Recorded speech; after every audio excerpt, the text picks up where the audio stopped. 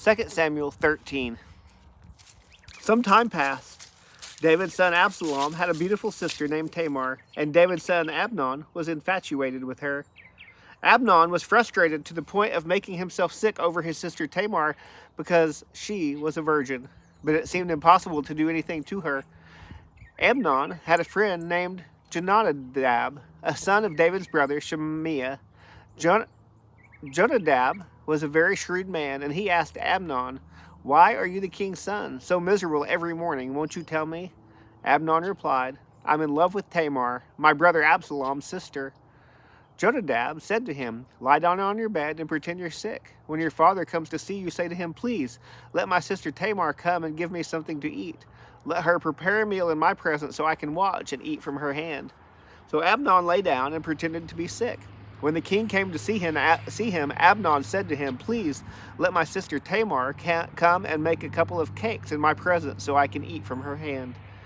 David sent word to Tamar at the palace, "Please go to your brother Amnon's house and prepare a meal for him." Then Tamar went to his house while Amnon was lying down. She took dough, kneaded it, made cakes in his presence, and baked them. She brought the pan and set it down in front of him, but he refused to eat. Amnon said, "Everyone leave me," and everyone left him. "Bring the meal to the bedroom," Amnon told Tamar, "so I can eat from your hand." Tamar took the cakes she had made and went to her brother Amnon's bedroom. When she brought them to him to eat, he grabbed her and said, "Come, sleep with me, my sister." "Don't, my brother," she cried. "Don't disgrace me, for such a thing should never be done in Israel. Don't commit this outrage. Where could I ever go with my humiliation? And you would be like one of the outrageous fools in Israel. Please speak to the king, for he won't keep me from you." But he refused to listen to her, and because he was stronger than she was, he disgraced her by raping her. So Amnon hated Tamar with such intensity that the hatred he hated her with was greater than the love he had loved her with. "Get out of here," he cried. "No," she cried, "sending me away is much worse than the great wrong you've already done to me."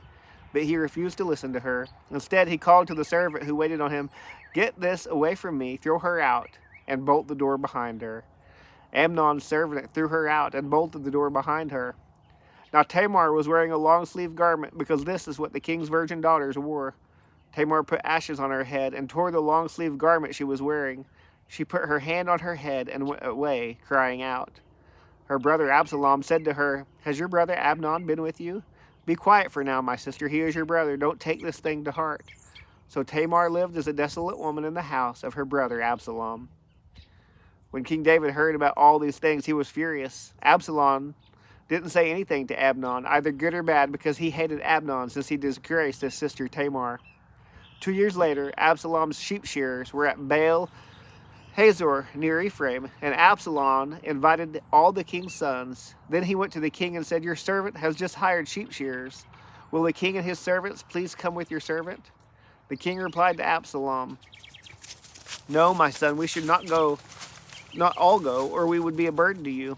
Although Absalom urged him, he wasn't willing to go, though he did bless him. "If not," Absalom said, "please let my brother Amnon go with us."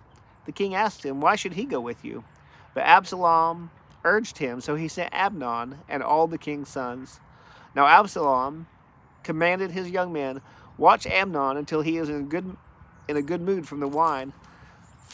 When I order you to strike Amnon, then kill him. Don't be afraid. Am I not the one who has commanded you? Be strong and valiant."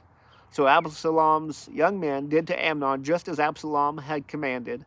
Then all the rest of the king's sons got up, and each fled on his mule. While they were on the way, a report reached David. Absalom struck down all the king's sons. Not even one of them survived.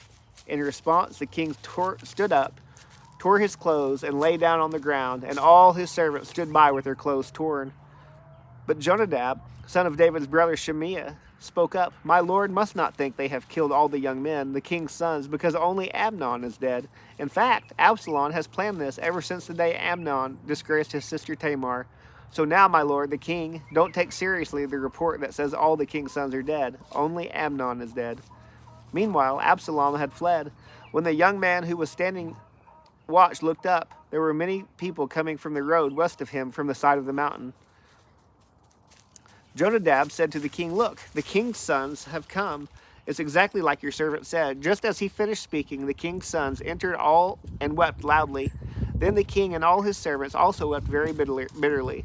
But Absalom fled and went to Talmai, son of Ammihud, king of Geshur, and David mourned for his son every day. After Absalom fled to Geshur and had been there 3 years, King David longed to go to Absalom, for David had finished grieving over Amnon's death.